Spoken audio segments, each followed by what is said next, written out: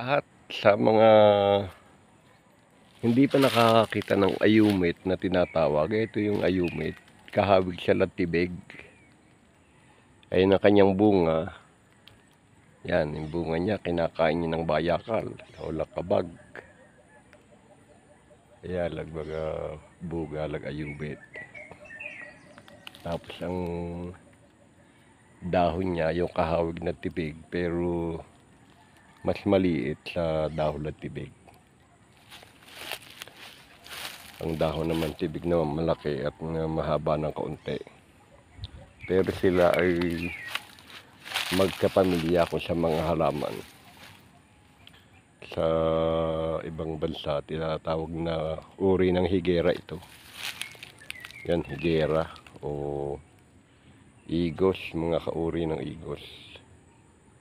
Ayan, ang tinatawag na ayumit.